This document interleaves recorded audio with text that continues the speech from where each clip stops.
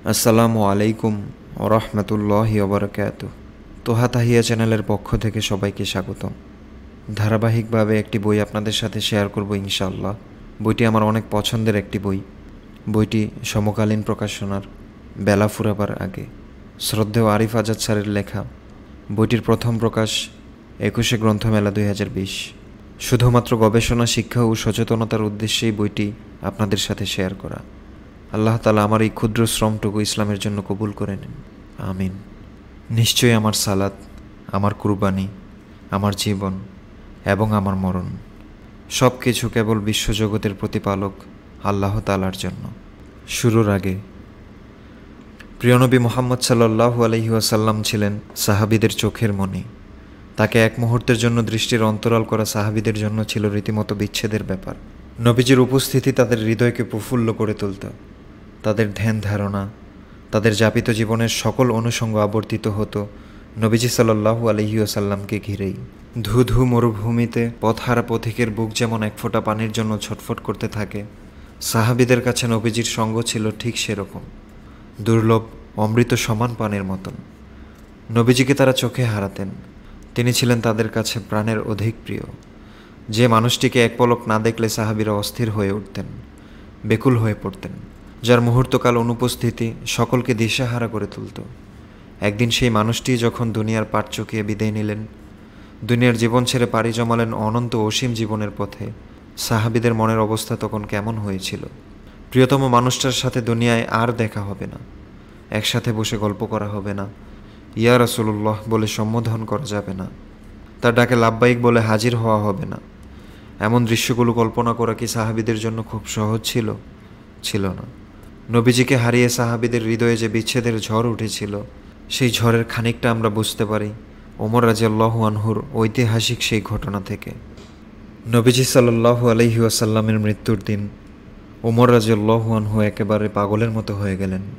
নবীজির মৃত্যু হতে পারে এই ব্যাপারটা তিনি বিশ্বাসই করতে পারছিলেন না। তিনি হয়তো ভাবলেন, আল্লাহ কর্তৃক প্রেরিত একজন রাসূল, যাকে আল্লাহ সুবহানাহু ওয়া তাআলা বাছাই করেছেন গোটা মানবজাতির জন্যে, যার উপর নাজিল হয়েছে আসমানি গ্রন্থ আল কোরআন, মহান আল্লাহ সুবহানাহু ওয়া তাআলা যার সাথে 7 আসমানের উপর সাক্ষাৎ করেছেন, তার কিভাবে মৃত্যু হতে পারে? ওমর রাদিয়াল্লাহু আনহু তখন অধিক শোকে পাথর। মুহাম্মদ সাল্লাল্লাহু আলাইহি ওয়াসাল্লামও একজন মানুষ হিসেবে তার মৃত্যু হওয়াটাই স্বাভাবিক। আল্লাহ সুবহানাহু ওয়া তাআলা সৃষ্ট কোনো বস্তুকেই অমরত্ব দান করেননি। এই ধ্রুব সত্য থেকে তার মন তখন খানিক সময়ের জন্য বিস্মৃত হলো। নবীজির প্রয়াণ দিবসে এই কথাগুলো বোঝার মতন অবস্থা ওমর রাদিয়াল্লাহু আনহুর ছিল না। শোকে মুহ্যমান অবস্থায় তিনি গর্জে ওঠেন, বললেন, যে বলবে মুহাম্মদ সাল্লাল্লাহু আলাইহি ওয়াসাল্লামের মৃত্যু হয়েছে, তাকেই আমি হত্যা করব। ভিড় ঠেলে এগিয়ে এলেন আবু বকর রাদিয়াল্লাহু আনহু। তিনি নবীজি সাল্লাল্লাহু আলাইহি ওয়াসাল্লামের মুখমণ্ডল থেকে চাদরটা সরিয়ে শুভ্রোজ্জ্বল চেহারায় দুটো চুমু খেলেন। এরপর উপস্থিত জনতার দলকে উদ্দেশ্য করে বললেন, অবশ্যই মুহাম্মদ সাল্লাল্লাহু আলাইহি ওয়াসাল্লাম মৃত্যুবরণ করেছেন। আবু বকর রাদিয়াল্লাহু আনহুর এমন সাদাসিধে সরল বক্তব্যে ওমর রাদিয়াল্লাহু আনহুর মনের যাতনা যেন আরও দ্বিগুণ বেড়ে গেল। নবীজির প্রয়াণে যে শোকের সাগর জন্ম নিয়েছে হৃদয়ে, সেই সাগর যেন আরও অশান্ত, আরও বেপরোয়া হয়ে উঠল। ওমর রাদিয়াল্লাহু আনহু বলে উঠলেন, না, কখনোই না। মুনাফিকরা চিরতরে নিঃশেষ না হওয়া পর্যন্ত মুহাম্মদ সাল্লাল্লাহু আলাইহি ওয়াসাল্লামের মৃত্যু হতে পারে না। ওমর রাদিয়াল্লাহু আনহুকে এমন বিস্মৃত হতে দেখে আবু বকর রাদিয়াল্লাহু আনহু বললেন, যারা মুহাম্মদ সাল্লাল্লাহু আলাইহি ওয়াসাল্লামের ইবাদত করত, তারা জেনে রাখুক যে মুহাম্মদ সাল্লাল্লাহু আলাইহি ওয়াসাল্লাম মারা গেছেন। আর যারা আল্লাহ সুবহানাহু ওয়া তাআলার ইবাদত করে, তারা জেনে রাখুক যে আল্লাহ চিরঞ্জীব, চিরন্তন। এরপর তিনি সূরা আলে ইমরানের এই আয়াতটি তেলাওয়াত করেন, যার অর্থ, আর মুহাম্মদ কেবল একজন রাসূল, তার পূর্বে নিশ্চয়ই অনেক রাসূল বিগত হয়েছেন। যদি মুহাম্মদ মারা যান কিংবা তাকে হত্যা করা হয়, তবে কি তোমরা আল্লাহর রাস্তা থেকে পলায়ন করবে? জেনে রেখো, যে ব্যক্তি আল্লাহর রাস্তা থেকে পলায়ন করে, সে আল্লাহর কোনো ক্ষতি করতে পারে না, আর আল্লাহ শীঘ্রই কৃতজ্ঞদের প্রতিদান প্রদান করবেন। আবু বকর রাদিয়াল্লাহু আনহুর মুখে এই আয়াত শুনে মুহূর্তে স্তম্ভিত হয়ে যান ওমর রাদিয়াল্লাহু আনহু। তিনি বললেন, মনে হলো এই আয়াত আমি আজই প্রথম শুনলাম। ওমর রাদিয়াল্লাহু আনহুর মতন একজন বিশিষ্ট সাহাবীও অল্প কিছু সময়ের জন্য বিস্মৃত হয়েছিল সেদিন। শোকের আতিশয্যে তিনি ভুলতে বসেছিলেন মুহাম্মদ সাল্লাল্লাহু আলাইহি ওয়াসাল্লামও মৃত্যুবরণ করতে পারেন।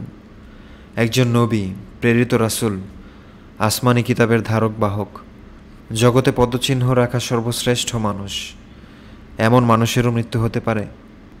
ভাবনার এমন দোটানায় বিস্মৃতির এমন ঘোরে নিমজ্জিত ছিলেন ওমর রাদিয়াল্লাহু আনহু। আবু বকর রাদিয়াল্লাহু আনহুর মুখ থেকে কোরআনের একটি আয়াত শুনেই সেদিন তার এই ঘোর ভাঙল।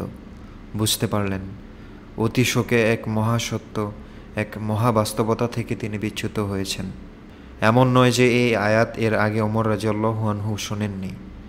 ইতিপূর্বে অনেকবার তিনি এই আয়াত তেলাওয়াত করেছেন, অনেক মানুষকে তিনি এই আয়াত পড়ে শুনিয়েছেন, শিখিয়েছেন। তারপরও তিনি বললেন, মনে হলো এই আয়াত আমি আজই প্রথম শুনলাম।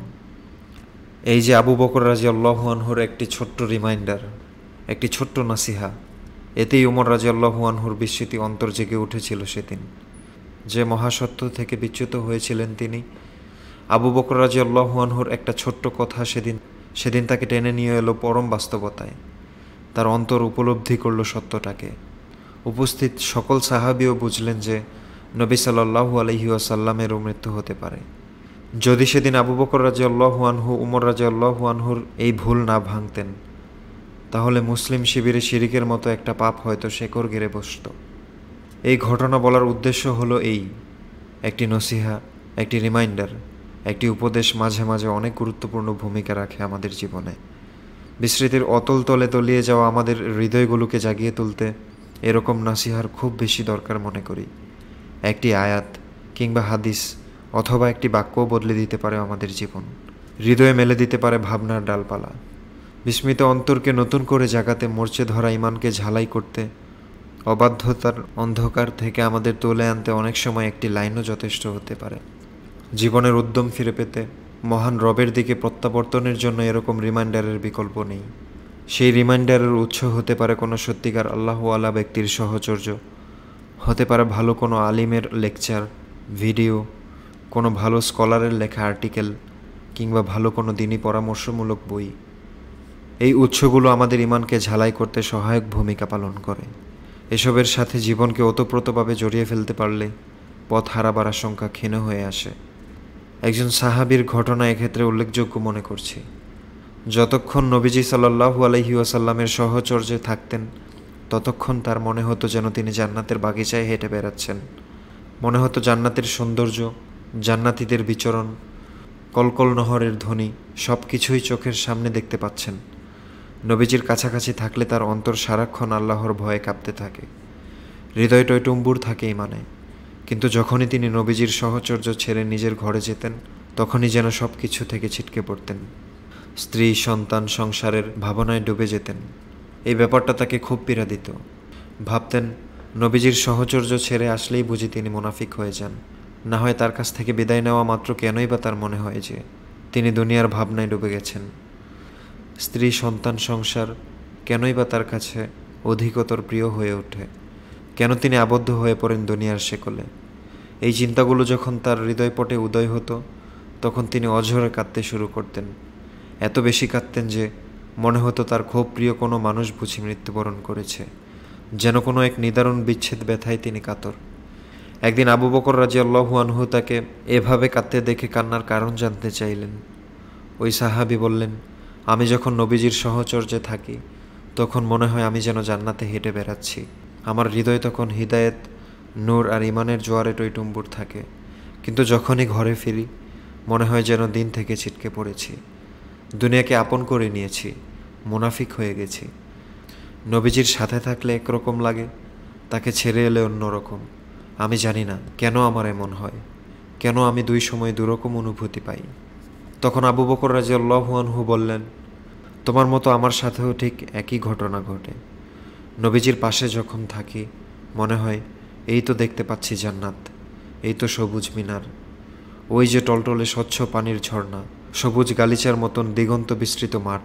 কিন্তু যখনই নবীজির সহচর্যের বাইরে আসি, যখন নিজের পরিবার পরিজনদের আসরে উপস্থিত হই, মনে হয় এই বুঝি ছিটকে পড়লাম জান্নাতের পথ থেকে, এই বুঝি বিপথে চলে গেলাম। বিভ্রান্ত হয়ে গেলাম। তোমার মতো ঠিক একই সমস্যায় আমিও নিপতিত। চলো আমরা বরং নবীজির কাছে গিয়ে আমাদের সমস্যার কথা জানাই। সাহাবীরা নবীজির পাশাপাশি যখন থাকতেন তখন একটা জাগরণের মধ্যে সময় কাটত তাদের। ইমানের আলোচনা, আমলের আলোচনা, জান্নাতের বাহারি বর্ণনা, জাহান্নামের ভয়, তা থেকে পরিত্রাণের উপায় ইত্যাদি আলোচনায় মজে থাকতেন তারা। নবীজির সঙ্গ ত্যাগ করা মাত্রই তাদের মনে হতো এই বুঝি তারা দিন থেকে ছিটকে পড়লেন, এই বুঝি আবার ডুব দিলেন দুনিয়ায়। নবীজির সঙ্গে থাকলে তারা একরকম থাকতেন, নবীজির সঙ্গ ত্যাগ করলেই অনুভব করতেন অন্যরকম অনুভূতি। নসিহা তথা রিমাইন্ডারের গুরুত্ব এখানেই। যখন আমরা কোনো ভালো ইসলামিক বই পড়ি, আমলের বই পড়ি, তখন আমাদের হৃদয়ে একটা দোলা কাজ করে, ইচ্ছে করে আমল করার, বদলে যাওয়ার, নতুন করে সব কিছু সাজিয়ে নেওয়ার। কিন্তু যখনই আমরা আবার দুনিয়ার অনুষঙ্গে মিশে যাই, আমাদের সেই উদ্যম ফুরিয়ে যায়। যখনই এরকম অবস্থা হবে তখনই আমাদের উচিত ইমানের আলোচনা হয় কিংবা ইমানের আলোচনা আছে এমন বিষয়বস্তুতে ফিরে আসা যা আমাদের জন্য রিমাইন্ডার হিসেবে কাজ করবে। এই বইটিকে আমি এরকম একটি রিমাইন্ডার হিসেবে দাঁড় করাতে চেয়েছি, অন্তত আমার জন্য। এই বইতে আমি তরুণদের সমস্যাগুলোকে প্রাধান্য দিয়েছি সবচেয়ে বেশি। মোটা দাগে বলা চলে এটা তরুণদের উদ্দেশ্যেই লেখা। একজন তরুণ হিসেবে আমি যে সমস্যাগুলোর মুখোমুখি হই কিংবা হয়েছি সেগুলো নিয়েই আমি আগাতে চেয়েছি এখানে। নিজে একজন তরুণ হওয়াতে তরুণদের মনস্তত্ত্ব বোঝাটা আমার জন্য দুরূহ ছিল না অবশ্যই। নিজের যাপিত জীবনের অধ্যায়ে একজন তরুণ যে সমস্যাগুলোর ভেতর দিয়ে যায়, জীবনের অলিতে গলিতে সে যে প্রতিবন্ধকতা, যে সমস্ত বাধার সম্মুখীন হয়, সেগুলো থেকে বেরিয়ে আসার জন্য কিছু নাসিহা তুলে ধরেছি মাত্র। এই নাসিহাগুলো সবার আগে আমার নিজের জন্য। আমি এও জানি আমার মতন হাজারো যুবককে এই প্রতিবন্ধকতাগুলোর ভেতর দিয়ে যেতে হয়। যদি এই বই তাদের সামান্য উপকারে আসে, যদি কোনো তৃষ্ণার্ত হৃদয় খুঁজে পায় এক পশলা বৃষ্টি, অন্ধকারাচ্ছন্ন পথের কোনো এক পথিক যদি খুঁজে পায় এক টুকরো আলো, তবে আমার এই কাজ সার্থক। তরুণদের নিয়ে কাজ করার স্বপ্ন আমার অনেক দিনের। এই তরুণরাই তো আমাদের উম্মার শক্তি। পিচ্ছিল পথ মারিয়ে আমরা তরুণরা যত বেশি জীবনের সঠিক গন্তব্যের দিকে ফিরে আসব, এই উম্মার বিজয় তত বেশি ত্বরান্বিত হবে। জীবনের আদি এবং আসল উদ্দেশ্যকে তারা যখন চিনতে শিখবে, তখন তাদের ভেতর থেকেই উঠে আসবে নতুন যুগের হামজা, খালিদ, আলী এবং ওমরের দল। তাদের নিয়ে স্বপ্ন দেখতে এবং স্বপ্ন দেখাতেই আমার এই ছোট্ট প্রয়াস, যে প্রয়াসের সবটুকু জুড়ে আছে তারুণ্য। নিজেকে নতুনভাবে চিনতে, নতুন আঙ্গিকে আবিষ্কার করতে এবার চলুন আমরা ভেতরে প্রবেশ করি।